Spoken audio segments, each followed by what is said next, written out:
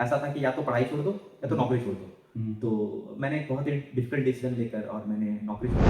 मैं झारखंड से हूँ, तो मेरा था कि सर जब हम बाहर बहुत जगह नौकरी करते हैं, जैसे मैंने तमिलनाडु, असम, गुजरात इतने जगह नौकरी करी, तो अपने अपने जो ज़मीन से मिट्टी की जो जुड़ाव है, वो बाहर जाके समझ में आती है। तो मेरा था कि मैं झारखंड में आना चाहता हूँ। लगभग 35 परीक्षाएँ देने में 35 में असफलता मिली। किसी में 1 नंबर, किसी में आधे नंबर, किसी में मतलब 0.1 तक। हिंदुस्तान एरोनॉटिक्स लिमिटेड का मैंने दिया था, उसमें 0.1 से मेरा चूक गया था। इसरो में 1.1 नंबर से चूक गया था। और भी कई सारे हैं जो मतलब 1-1 नंबर से। 2 बार मैं एसएससीजीएल में डॉक्यूमेंट वेरिफिकेशन के बाद बाहर हो गया था, क्योंकि उसमें मेरिट में थोड़ा सा ज़्यादा बच्चों को बुलाया जाता है, तो बुरा लगता था उस समय। बट यही था कि मैं इतनी जल्दी हार नहीं मानूंगा, मैं कोशिश करते रहूंगा। और जब आपकी तैयारी हो जाती है, जब आप उस लेवल पे पहुंच जाते हैं, फिर कोई भी परीक्षा में बैठेंगे ना, आपका सिलेक्शन हो जाएगा। जोहार। लोकल खबर में आप सभी का बहुत बहुत स्वागत है। मेरे साथ जो हैं गौतम गौरव है, और ये झारखंडी है, ठेठ झारखंडी है। गांव के परिवेश में पले बढ़े हैं और आज साहब बन गए हैं। इनसे हम बात करेंगे। और साहब ऐसे वैसे नहीं, जेपीएससी क्रैक किए हैं, चौथे स्थान पर हैं। और सिर्फ जेपीएससी ही नहीं, ये बल्कि 7 एग्जाम पास किए हैं और टॉपर रहे हैं। ये जर्नी कैसे हासिल की, इनका पारिवारिक बैकग्राउंड क्या रहा है, किस तरह का चैलेंजेस इन्होंने झेला है, तमाम विषयों पर बात करेंगे। क्योंकि ये जानना आपके लिए जरूरी है, ये आपके लिए इंस्पायरिंग है, एक रोल मॉडल बन सकते हैं। गौतम जी, लोकल खबर में आपका बहुत बहुत स्वागत है। Thank you sir. JPSC exam में चौथा स्थान, ये टॉप करने की आदत आपकी शुरू से ही रही है या फिर चुनौतीपूर्ण रही है? इस स्कूल में क्या आपका स्थान रहा? सर जब हम स्कूल में थे, तो वहाँ पे मोस्टली सेकेंड, थर्ड, फोर्थ यही पोजीशन आता था क्लास में। तो मतलब आप अबव एवरेज कह सकते हैं। मतलब मैं फर्स्ट कभी नहीं आया हूँ, बट सेकेंड, थर्ड, फोर्थ पे मतलब मैं हमेशा से ही रहता था स्कूल वगैरह में भी जब था। तो फेवरेट सब्जेक्ट क्या था? एक्चुअली फेवरेट सब्जेक्ट जो है वो समय के साथ चेंज होता रहा। मैं जब क्लास 10 तक था तो मैथ्स ही मेरा फेवरेट था। फिर मैं जब 11th 12th और इंजीनियरिंग में गया तो मैं उसमें फिजिक्स मुझे बहुत ज़्यादा पसंद आया। मैथ्स में क्या मार्क्स आता था? 100 में 100? हाँ, कई बार 100 में 100 आता था, बट 99 97 ऐसा मतलब 95 प्लस ही रहता था। हाँ। और क्लास 12 में भी मेरा मैथ्स में 95 आया था। और फिजिक्स में क्लास 12 में भी 96 आया था। तो 11 12 में मुझे फिजिक्स बहुत ज़्यादा पसंद आने लगा था। कुछ बच्चों का ये होता है कि अगर आप मैथ में अच्छा स्कोर कर रहे हैं तो बाकी जो सब्जेक्ट है, फिजिक्स, केमिस्ट्री, वो सब गड़बड़ होता है, उसमें कम मार्क्स आते हैं। आपके साथ भी ऐसा ही होता था? ऐसा तो नहीं होता था। मतलब मैथ्स मुझे बहुत पसंद था, बहुत ज़्यादा पसंद था। तो मैं मैथ्स में मतलब सब्जेक्ट से हट के भी बहुत सारी चीज़ें पढ़ते रहता था। मतलब कोई दूसरी जैसे हम मुझे कोई और किताब मिल गया तो मैं वो बना लिया। तो वो मेरा हैबिट था बचपन से ही। और बट ऐसा नहीं था कि मैं जो कोर्स के और भी सब्जेक्ट, इवन संस्कृत है, हिंदी है, मैं उसे भी काफ़ी अच्छे से पढ़ता था। बट मुझे उतना उस समय जो सोशल साइंसेज वगैरह के सब्जेक्ट हैं, मुझे उतना इंटरेस्ट नहीं आता था उस समय, क्योंकि मैं चीज़ों को रिलेट नहीं कर पाता था। सर मुझे ऐसा लगता है कि सोशल साइंस जैसे हम जब पॉलिटी पढ़ते हैं या फिर हम इकोनॉमी पढ़ते हैं, तो उसके लिए हमें जब हम देश दुनिया को देखते हैं, तब हमारा दिमाग जो है ना तब खुलता है, तब हम ज़्यादा उस चीज़ को रिलेट कर पाते हैं। तो उस समय तो मुझे मेरा इंटरेस्ट नहीं था, बट जैसे ही हम नौकरी करें, उसके बाद जब हम दुनिया देखें, इधर उधर नौकरी करें, तब मेरा सोशल साइंसेज में भी काफ़ी ज़्यादा इंटरेस्ट अभी अभी है मुझे सर। जब स्कूल में ही बच्चे रहते हैं तो उनसे पूछा जाता है बड़े होकर क्या बनोगे। आपसे जब पूछा जाता था, जरूर कोई ना कोई पूछते होंगे, टीचर पूछते होंगे या फिर कोई रिलेटिव पूछते होंगे, आपका जवाब क्या होता था? सर ऐसा था कि मतलब घर में ऐसा था, जैसे दादाजी हैं, सब लोग चाहते थे कि मैं यूपीएससी की मतलब यूपीएससी क्लियर करूं। तो मैं वो कहता था कि मैं सिविल सेवा में जाना चाहूँगा और मैं इंजीनियरिंग करना चाहूँगा, इंजीनियरिंग करके जाना चाहूँगा, ऐसा था सर। तो फैमिली बैकग्राउंड कैसा था? क्योंकि जो कोई भी इस तरह की परीक्षाएं कोई पढ़ाई करता है, आजकल महंगी ट्यूशन क्लासेज हैं, बहुत महंगे महंगे बुक्स हैं, तो आसानी से मिला या फिर उसके लिए संघर्ष करना पड़ा? सर आसान तो बिल्कुल भी नहीं था। जैसे क्लास 10 तक का बात करें तो डीएवी से पढ़ते थे, तो पापा जो हैं उनका कपड़े का ही दुकान था। तो इशूज रहते थे काफ़ी। उस समय भी जो फीस थी मुझे याद है जब मैं क्लास 4 में था तो 675 रुपये फीस हुआ करती थी, तो वो भी काफ़ी ज़्यादा लगा करती थी उस समय। बट स्ट्रगल है उस समय, बट वही स्ट्रगल जो है मुझे, जो मैं आज हूँ, वो मुझे बनाया है, जो मेरा कैरेक्टर है, वो स्ट्रगल ने ही मुझे वो चीज़ें बनाई है। इसके साथ ही साथ मैं जब क्लास 10th में था तो आईआईटी वगैरह की कोचिंग करनी होती है, जो कि काफ़ी महँगी होती है। तो उस समय मैंने फिटजी की परीक्षा दी थी। फिटजी एक कोचिंग हुआ करता था, उसमें मुझे 100% स्कॉलरशिप मिला था। तो उसमें मुझे फाइनेंशियली काफ़ी हेल्प हो गया था। कभी आप अपने पेरेंट्स को परेशान दिखे कि आपको वो कुछ चाहिए और वो पूरा ना कर पा रहे हैं, तो आपको लगता होगा कि बड़े होकर हम कुछ ऐसा करें कि इनका हर चीज़ हम सपना पूरा कर सकें, ऐसा कोई वाक़या? अ, ये मैं कहना चाहूँगा कि मतलब एक बचपन की इंसिडेंट है कि जब मैं छोटा था तो मेरी मम्मी का सारा गहना चोरी हो गया था। ओहो! तो वो मेरा एक सपना है कि मतलब जब मैं अर्न करूँ तो उनके लिए वो गहने बनवा पाऊँ। अच्छा, कितना था? मैं बहुत छोटा था, मुझे तो एग्ज़ैक्ट याद भी नहीं है, बट उनके शादी में जो भी मिला था। तो वो मेरा एक सपना है। और बाकी मैं थैंकफुल हूँ अपने पेरेंट्स को, जो मुझे कैसे भी कंडीशन है, बट मेरे एजुकेशन के साथ कोई भी कॉम्प्रोमाइज़ नहीं करा। मैं जहाँ बोला, जहाँ पे भी भेजने बोला, तो उन्होंने हर समय मुझे सपोर्ट किया। आपने 7 एग्ज़ाम क्रैक किए हैं अभी तक, वो कौन-कौन से एग्ज़ाम हैं और पहला एग्ज़ाम कब आपने क्रैक किया था? सर जर्नी ऐसी थी कि मैंने इंजीनियरिंग कंप्लीट करी 2019 में। तो इंजीनियरिंग के साथ-साथ ऐसा था कि एक जॉब लेना ज़रूरी है, क्योंकि फैमिली की कंडीशन ऐसी थी। तो मैंने पहले तो सरकारी नौकरी चाहता था, बट ऐसा था कि फाइनेंशियल भी स्टेबिलिटी ज़रूरी है। तो मैंने कैंपस प्लेसमेंट लिया सबसे पहले। तो कैंपस प्लेसमेंट भी इतनी आसानी से हुआ नहीं, मतलब मैं काफ़ी सारे एग्ज़ाम्स दिया कैंपस में, जो भी कंपनीज़ आते थे। तो 16-17 मैंने लगभग कंपनीज़ में बैठा, तब जाके मेरा एक कंपनी में मेरा सिलेक्शन हुआ। तो वहाँ पे मैंने बट कुछ महीने काम करी, और काम करने के बाद मैंने काफ़ी कुछ सेविंग्स करी।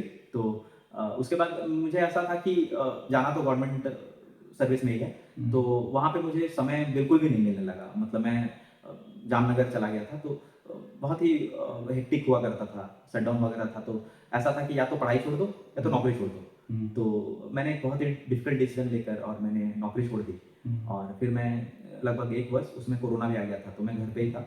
तो उसके बाद ये कोरोना आ गया था, तो कोरोना में ही मैंने काफ़ी घर पे ही पढ़ाई करी, और वो उसका असर बाद में दिखा। तो 1 डेढ़ साल जो मैंने पढ़ी, उसके बाद मेरे सारे एग्ज़ाम्स क्लियर होने शुरू हो गए। अच्छा, कितने एग्ज़ाम क्लियर किए? कौन-कौन से थे वो? सर मैं कहना चाहूँगा कि सबसे पहले मेरा हिंदुस्तान पेट्रोलियम में सबसे पहली जॉब हुई थी। बट मुझे वो जॉब जो वो पसंद नहीं आ रहा था, नेचर ऑफ जॉब था, वो सेल्स का था, वो मुझे पसंद नहीं आ रहा था। तो मैं सोचता था कि या तो कोई एडमिनिस्ट्रेटिव में टारगेट जाऊँ। भी रहा होगा उसमें। हाँ, काफ़ी ज़्यादा टारगेट्स और बहुत ज़्यादा हेक्टिक हो जाता था, मतलब बहुत ज़्यादा ट्रैवल, जैसे महीने में 3000 किलोमीटर का ट्रैवल हो जा रहा है। तो मैं फिर सोचा कि या तो मैं टेक्निकल, अपना जो मैकेनिकल इंजीनियरिंग से रिलेटेड करूँगा, या फिर मैं एडमिनिस्ट्रेटिव सर्विसेज में ही जाऊँगा। मतलब यही मेरा जो टारगेट था। और दूसरा? और फिर इसके बाद वहाँ से मैंने 3 परीक्षा दी। तो एसएससी सीजीएल मेरा हुआ, उसके साथ-साथ मेरा आईएमडी में हुआ, और उसके साथ-साथ मेरा इंडियन बैंक में भी हुआ था, इंडस्ट्रियल डेवलपमेंट ऑफिसर। तो मैंने आईएमडी में वहाँ पे जॉइन किया। जॉइन करने से पहले मैंने मोटर व्हीकल इंस्पेक्टर की परीक्षा दी थी, उसमें मेरा चयन हुआ। वो रिजल्ट तो काफ़ी बाद में आया। साथ ही साथ एक एग्जामिनर ऑफ पेटेंट का परीक्षा था, उसमें भी मेरा सिलेक्शन हुआ। तो मुझे था कि मतलब मैं झारखंड से हूँ, तो मेरा था कि सर जब हम बाहर बहुत जगह नौकरी करते हैं, जैसे मैंने तमिलनाडु, असम, गुजरात, इतने जगह नौकरी करी, तो अपने अपने जो ज़मीन से मिट्टी की जो जुड़ाव है, वो बाहर जाके समझ में आती है। तो मेरा था कि मैं झारखंड में आना चाहूँगा। मेरे फैमिली यहाँ पे है, मेरे पेरेंट्स यहाँ पे हैं, तो मैं यहाँ पे आना चाहूँगा। तो फिर मैं यहाँ पे as a motor vehicle inspector IMD में 1 साल काम करने के बाद यहाँ पे पिछले 1 साल से हूँ मैं यहाँ पे। और उसके साथ ही साथ मैंने जेपीएससी दिया। तो भगवान का शुक्र है कि पहला सैलरी कब मिला था और उसका आपने क्या किया? सर पहली सैलरी तो जो कैंपस प्लेसमेंट मेरी हुई थी, उसकी उस समय ही आई थी, 2019 अगस्त की बात है। 2019 अगस्त में मुझे सबसे पहली सैलरी मतलब मेरी आई थी। तो लगभग 1.5 महीने की सैलरी आई थी, क्योंकि मिड में ज्वाइनिंग हुआ था, तो उस मंथ का नहीं। तो उसके लिए मैंने फिर पहले तो मैंने मम्मी के लिए साड़ी खरीदी थी, और फिर मैंने घर में पूजा करने के लिए पैसे भेजे थे। और फिर मैंने एक खुद के लिए एक ट्रॉली खरीदी थी। वो एक है, मतलब एक अभी भी वो मेरे लिए बहुत खास है, वो ट्रॉली है मेरे पास अभी भी। और फिर कुछ कपड़े खरीदे थे, ऐसे ही थे, मैं दादा दादी के लिए फिर कुछ कपड़े खरीदे थे। और अभी जब आप क्रैक कर लिए हैं, चौथा पोजीशन पे है, तो अब आगे क्या करना चाहते हैं? क्योंकि आपके पास एक एडमिनिस्ट्रेटिव पावर होगा। और अभी बहुत सारे चैलेंजेस हैं, जैसे कि आपका जेपीएससी में ही देखे होंगे कि लेट से एग्ज़ाम होना, लेट से रिजल्ट आना, और एक झारखंडी होने के नाते आपके पास बहुत आने वाले समय में मौके भी आएंगे, क्या करना चाहेंगे? सर, मेरा तो है कि यूपीएससी में देना चाहूँगा, बट रही बात चैलेंजेस की, तो चैलेंजेस तो ऐसा है कि जीवन में तो कभी ख़त्म नहीं होंगे। अगर हम जॉब में हैं तो जॉब से रिलेटेड चैलेंज आएंगे, फैमिली से रिलेटेड चैलेंजेस आएंगे, और एडमिनिस्ट्रेशन से रिलेटेड चैलेंजेस आएंगे। अभी हम पढ़ रहे हैं तो पढ़ाई से रिलेटेड चैलेंजेस, तो चैलेंजेस तो हमें हमेशा ही मिलेंगे। बट मेरा जो पास्ट का जर्नी है, जो मैंने फेस किया है, जो मैं इतनी सारी नौकरी करते हुए परीक्षाएं देना, और अपने हॉबीज, मतलब जो भी अपना जो है, मतलब जैसे आप छुट्टी है तो छुट्टी पे या तो आप घूमने भी जा सकते हैं, बट आपको अगर जाना है वहाँ पे तो आपको सेक्रीफाइसेस करने होंगे। आप सब लोग घूमने जा रहे हैं, तब आप बैठ के रूम में पढ़ रहे हैं, तो इतने सेक्रीफाइसेस हैं, वो मुझे मोटिवेट करते हैं, वो मुझे इंस्पायर करते हैं कि मैं और आगे बेटर करूँ। और मैं चाहूँगा कि कुछ इतने सालों में सोसाइटी ने मुझे बहुत कुछ दिया है, तो मैं सोसाइटी को रिटर्न करूँ, मैं एक अच्छा एडमिनिस्ट्रेटर बनने की कोशिश करूँगा सर। क्या क्या सुधार करना चाहेंगे युवाओं के लिए, नौकरी के लिए, रोजगार के लिए, क्योंकि आने वाला समय में आपका लंबा सफर जाने वाला है, सरकार के साथ जुड़ के काम करेंगे? सर, जैसे रोजगार की हम बात करते हैं, तो रोजगार में काफ़ी सारे जो अभी काफ़ी सारे अपॉर्चुनिटीज जो है वो डेवलप हो रहे हैं। जैसे हम इंडिया की बात करते हैं तो $4 ट्रिलियन की इकोनॉमी हो गई है, और 7% से ग्रो कर रही है, तो अगले 10 सालों में जो इकोनॉमी वो डबल हो जाएगी, तो रोजगार की तो काफ़ी सारे अवसर आएंगे। तो अब हमें उसमें मेरा रोल आता है कि मैं क्या कर सकता हूँ।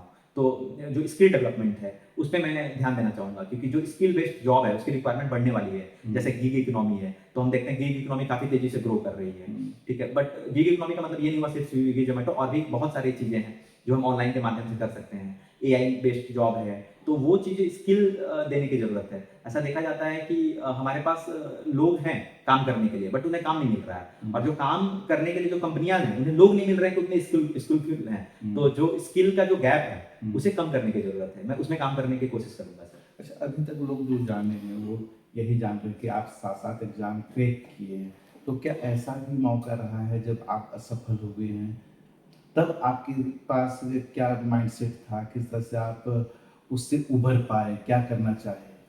सर, मैं ये कहना चाहूँगा कि जब मैंने पहली नौकरी जो अपनी छोड़ दी थी, जो प्राइवेट नौकरी थी, उसके बाद मैं काफ़ी सारे परीक्षाएं देता था, बट मेरा सिलेक्शन होता नहीं था। मैंने अब तक कितने एग्जाम दिए? मैं बता रहा हूँ सर, पहले उस समय गेट की दिया, बट गेट में ऐसा रैंक नहीं है कि पब्लिक सेक्टर को मिल पाए। इंजीनियरिंग सर्विसेज दिया, इसरो दिया, इंटरव्यू हुआ, बट इंटरव्यू 1 मार्क्स से नहीं हुआ। तो ऐसा था कि मैंने लगभग 35 परीक्षाएं दी होंगी उस समय। लगभग 35 परीक्षाएं देने में 35 में असफलता मिली, किसी में 1 नंबर, किसी में आधे नंबर, किसी में मतलब 0.1 तक। हिंदुस्तान एरोनॉटिक्स लिमिटेड का मैंने दिया था, उसमें 0.1 से मेरा चूक गया था। इसरो में 1.1 नंबर से चूक गया था। और भी कई सारे हैं जो मतलब 1-1 नंबर से। 2 बार मैं एसएससीजीएल में डॉक्यूमेंट वेरिफिकेशन के बाद बाहर हो गया था, क्योंकि उसमें मेरिट में थोड़ा सा ज्यादा बच्चों को बुलाया जाता है, तो बुरा लगता था उस समय। बट यही था कि मैं इतने जल्दी हार नहीं मानूंगा, मैं कोशिश करते रहूंगा।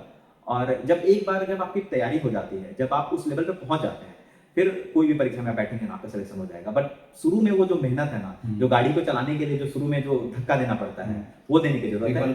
गाड़ी हो जाता है तो फिर चल जाता है, तो फिर तो आप फिर तो बहुत आसान हो जाता है, जर्नी बहुत आसान हो जाता है सर। तो आज के जो युवा हैं जो सरकारी नौकरी के लिए तैयारी कर रहे हैं, उनको आप क्या मैसेज देना चाहेंगे? सर, सरकारी नौकरी की जो भी तैयारी कर रहे हैं, उन्हें ये कहना चाहेंगे कि आप अपने पे भरोसा रखें, और जो अपने स्किल को भी आप डेवलप करते रहें साथ ही साथ, और सरकारी नौकरी की भी तैयारी करें, बट आप एक सिलेबस पे स्टिक करें, और इससे भी एक एग्जाम पे फोकस करें।